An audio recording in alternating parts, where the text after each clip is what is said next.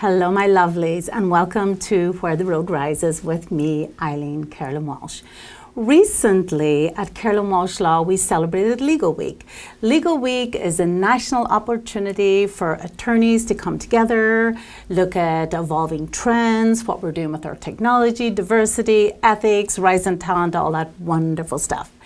And in celebration of Legal Week, we devised a series of videos, a little set of fireside chats whereby we shared with our online audience what we do here at the office, who our team is, and what our service to community is. So we thought, since we shared that information with our online audience, today we'd share it with you, our Channel 4 audience, and who better to discuss those legal questions with us than Ron Jankowski, the great Ron Jankowski, who Ron and I started our legal series back in 2013. Unbelievable. Where for at least two and a half, 3 years, we sat here once a month and took apart, examined every aspect of estate planning. So it's going to be, Ron, a little bit of revisitation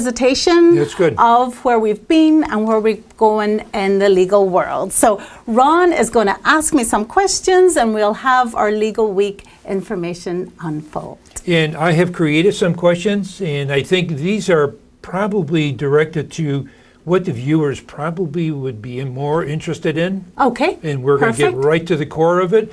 And what are 3 ways to keep your home out of probate would be one question. Okay, Ron. So the home is often the one asset that sends an estate into probate. So oftentimes clients are sophisticated. They understand they got to make sure that they take care of their affairs. So often they will have their children maybe on the beneficiary of their retirement accounts, their insurance policies, payable on death at the bank.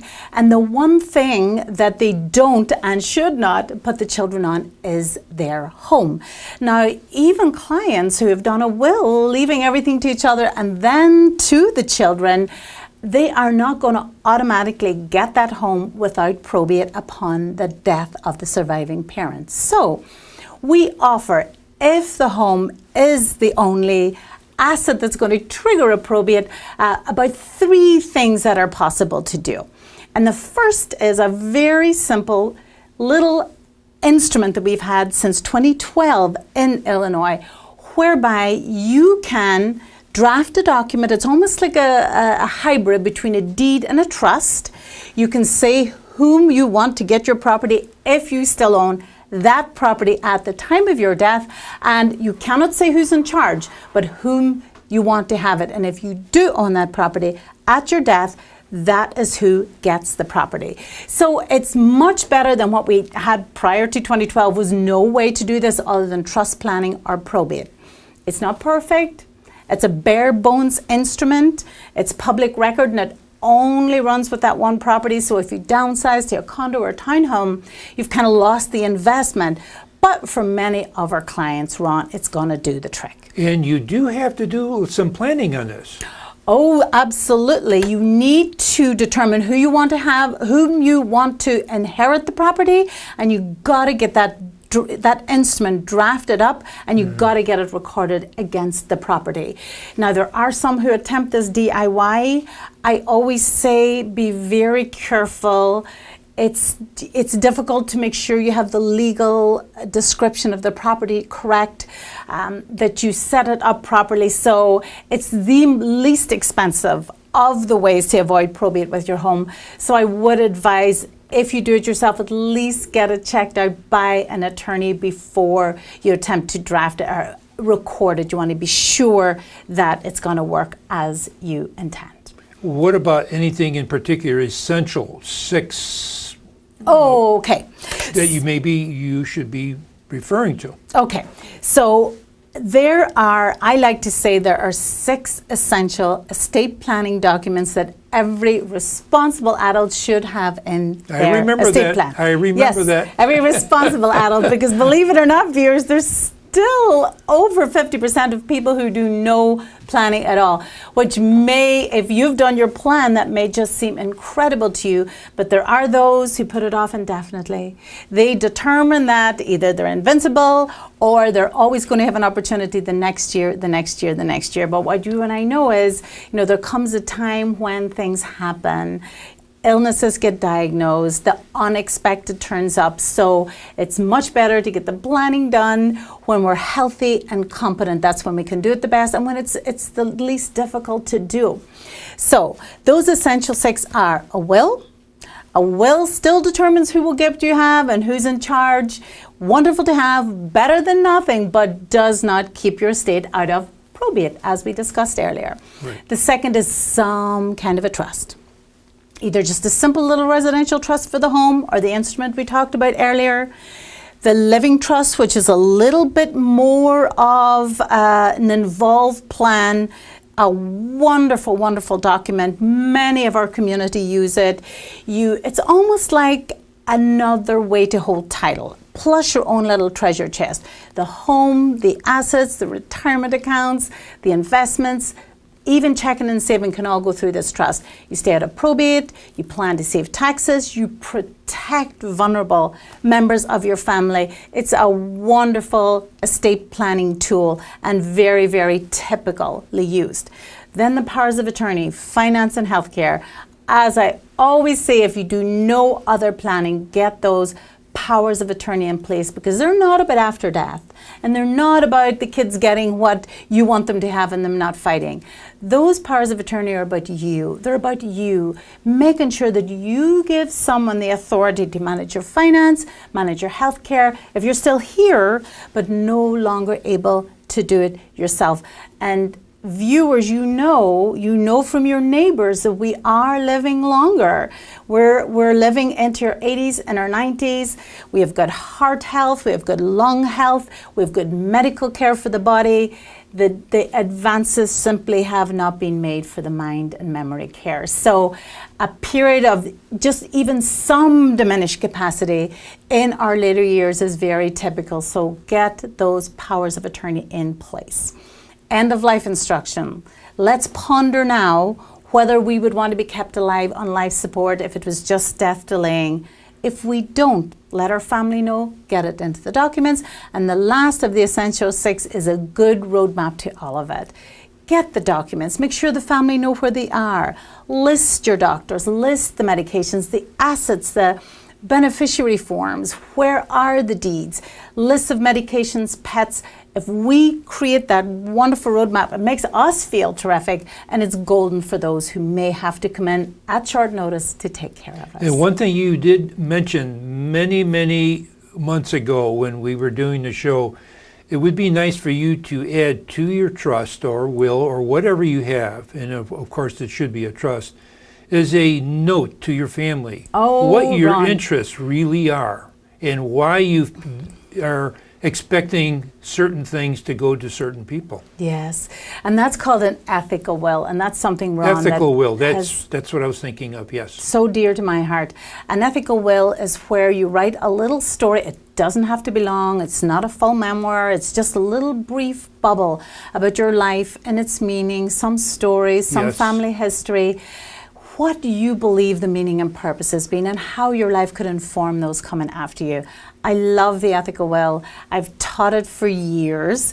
I have a little online program now where my clients can go in, watch the videos and write it themselves. And this is so exciting and brand new, Ron. I wasn't even going to announce this today, but I'm also planning a trip, an experiential travel trip next summer to Ireland, hopefully the first of many, where our clients, our audience, fellow travelers will come to a destination, will visit different places. In the morning, in a beautiful setting, we will write one section, because this is a 10-hour commitment.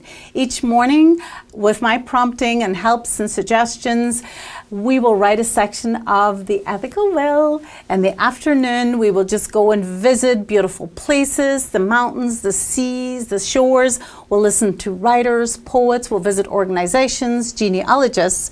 And of course, in the evening, they'll be drinking, food, dancing, music. Oh my gosh. And then the next morning, with heightened clarity, we'll write the next section. So I'm planning this with the Californian travel company at the moment, and I'm very excited about it. Because people sometimes need a little distance to write about their life. Right. And more importantly, they need to give themselves time. Yes. We're so busy. Remove yourself from the day-to-day stuff. Exactly. Get a clear horizon again. As Kay Hal Kibran says, you don't see the mountain when you're on it. You can see the mountain more clearly from the plane. Okay, my other question is, can you just touch on specialty trusts? Yes, so the living trust, the residential trust takes care of many, many of our clients' needs. But there are niche areas of planning which from time to time our clients need also. So one of the niche trusts that we do is a gun trust. So as you and I have discussed before, Ron, there are very specific municipal, state, federal laws about gun ownership, about gun handling, about gun carrying. So we never want to jeopardize the executor or the trustee with having to even just give those guns or weapons to whom we want them to go to. So when it's appropriate, we can create a gun trust. The weapons get transferred to the trust, and the trustee then has authority. Even we can add other trustees, family members who may be able to use that gun during the lifetime if they're a trustee and part of the gun trust, whereas before they wouldn't have been able to just maybe take it to the range. So while it has some lifetime benefits, the main reason we create this is to be able to safely transfer weapons to the executor by the trustee and to whom we want them to go after death. Gun trusts, IRA trusts. So this is another kind of trust. Since 2015, we've been drafting a lot because there was an important Supreme Court case that really restricted the inheritance and the protection of IRAs. So when it's appropriate, either because of the family fragility or the sheer size of that retirement account, we can create its own little trust. We qualify that trust as an individual so that it can stretch generationally that retirement account, as well as protect all the family members who are going to inherit it. It gets a little complex, without a doubt, because of the IRS rules and the generational stretching rules and the income, the deferred income that are part of those plans. But when appropriate, it can save not just tens, but hundreds of thousands of dollars of our clients' retirement money. So they are powerful. Special needs trusts. Of all the trusts that I draft, these are probably my favorite because we can do so much for the family of someone who has special needs, either a mental illness, a physical disability, autism, mood, personality disorders. The spectrum is incredible, Ron. And maybe a little sadly, or else there's just something evolving in our world that we don't understand, but probably 1 in 3 estate plans that I draft calls for some area of special needs trust planning, to the fact now that I will include in every trust that I draft some provision for the trustee to be able to create a special needs trust, just in case someone who's very healthy now should become more vulnerable or should need that planning. And a huge element of our special needs trust planning is the preservation of any kind of federal or state or county or housing benefit that very fragile, sensitive family member may be receiving. Special needs trust. We've talked before about pet trusts. So, you know, there are some very specialty trusts. After doing this for 20 years, I've done them all. I create them all. It doesn't alter the fact that we come down to the fact that most of our clients just need that revocable living trust. Okay. Of all the areas of law you could practice in, why do you choose estate planning? Oh, that's a great question. Because I started off my career in litigation when I was in law school. I wanted to try cases. Yes. I wanted to, persuade juries. And also I came from a difficult political situation. I grew up in Northern Ireland, so I had this, this sense of protecting the underdog and justice for all. And while I still have a keen sense of justice, And I loved trying cases and got terrific experience. I knew a couple years into that it wasn't for me. The adversarial system didn't sit well with me, because to be very good at trying cases, you really had to be able to take someone's story apart. I build people, I don't, take people down. So when I went into private practice and eventually discovered estate planning, I found my home. I love my clients. That's where you're comfortable. I love my seniors. Yeah. I love their stories. Some attorneys kind of find it hard to let the guard down. They're behind the marble columns and the cedar paneling and the, Yes. the fancy books. And they feel that is how a client will have confidence in them. But me, I am born to let my guard down. I don't have a legal ego. Coming from a poor farm, I couldn't have one if I wanted to. And it has served me so well. Estate planning is sensitive, Ron. We sit with people day after day. It is. We listen to their stories. Right. We dry their tears. It's coming from their heart. Oh, their whole That's family. what you're listening to. Their assets, secrets, things that they're so deeply worried about. Yeah. The reasons that have stopped them coming to get their planning done. And we can offer solutions. We can offer solace. We can offer peace. I have done many deathbed wills. Some people do leave it until the end. So what a privilege. For me, what an honor to go in and offer somebody something, some peace, some sense that their family is going to be harmonious when they're gone. I never take that honor for granted. It's something that I love to do. And I read a bar article one time that divided lawyers into warriors and healers. And it was just a light bulb moment. I thought, that's why I didn't belong in the trial system. I'm not a warrior, I'm a healer. And that's why I love estate planning. And that is going to lead me to tell us about the Carolyn Walsh Law Team. Oh gosh. How you are doing. And I know you've you. added staff and changed and did a lot of changes from the first day we started on we've the grown. air. We've certainly grown. Yes. And what I feel that my success, talk about the shoulder of giants, being on the shoulder of giants, my success and the success of my office and the growth of my office in this area is due in large part to our team. So in addition to my heading the team, I have a wonderful attorney, Joelle.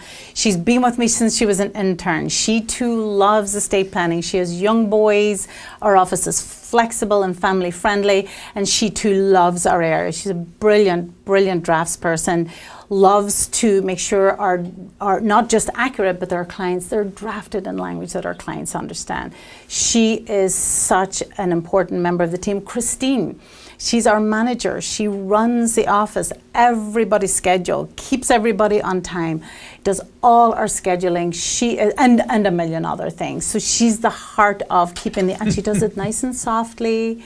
She just, never any fuss. And she has just this beautiful, warm, compassionate voice for when people call up. We often get that call that either our client has passed away, someone's in the hospital. She can always, kind of calm them down and let them know that whatever needs to be done will be done. So Christine's wonderful. We have, and this has been she's probably with us about 4 years now. Mary Rankin is a CPA. So we brought her on board just to do the Carolyn Walsh Law. Taxes, manage our wages, our bottom line. But when we realized how terrific she was, we also have her now do all the funding. When we create trusts, a very important part of that creation process is not just the beautiful documents, but those documents have to be lined up with everything you have. We've got to get the home in, but we also have to look at all the assets, how they're titled, what sort of a financial instrument it is, and that helps us determine how we get it reflected in the trust. The trust might own it, the trust might be the primary beneficiary or the contingent or be a payable on death. Mary takes all those assets, keeps a funding log and makes sure all the paperwork gets taken care of, and we never put that file away until we make sure that last asset has not just been lined up with the trust, but the client has gotten verification of that. Yeah, a complete package. Absolutely. Yeah. We have a wonderful marketing guru, Nick, and then we have a wonderful IT genius who keeps us, on the cutting edge of technology and having it all running nice and smoothly. So our success is due in large part to the team we've put together, and everyone is on board with our motto of warmth and competence. I want to ask you about your team's service to humanity. Well, Maya Angelou said, when you get, give. And that's something that has always been part of our brand and something that's been important to us too. So just recently we had on the show Almost Home, which is a wonderful organization in the Oak Lawn and surrounding areas to assist those who are on the streets for whatever reason and those struggling financially. We helped them get set up in 2015, and taking no credit for their growth, they have just been incredible. But they have really grown to have a tremendous influence in the community. We take care of their legal needs and we give them what they need. So amongst many, what a service. They are supported by many, many companies. So I hesitate to say that we are part of their success. We're just happy to be along for the ride. We also support Katie's Gift. Every year we talk about that in the show. Yes. A young girl who has a charity, started when she was 4 in the hospital and saw some children not getting toys. So every year we collect those toys and then we go off and give them to a Ronald McDonald's home or a children's hospital. And we start that from before Thanksgiving, and everybody loves it. They love bringing in the toys.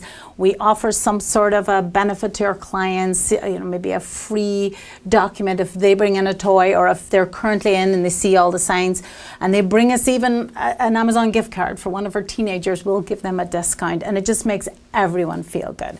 And just recently we have helped set up their 501c3, another dynamic young woman who's going places called Sarah Danya, who's set up an organization called Stuffed Love, and she makes these little flannel, fluffy, heart stuffed, and for children recovering from heart surgery. So it's meant to give them love and warmth and comfort, and they also hold it to their hearts if they have to cough or sneeze. And she's already all over the country, getting orders from every state. So we helped her get her legal credentials to become non-exempt, and we're hoping to continue to support not just them but other local charities. And as for Ron, we had said that we will sometimes at Christmas give our clients, our viewers, a little something special if they help us out with Katie's Gift.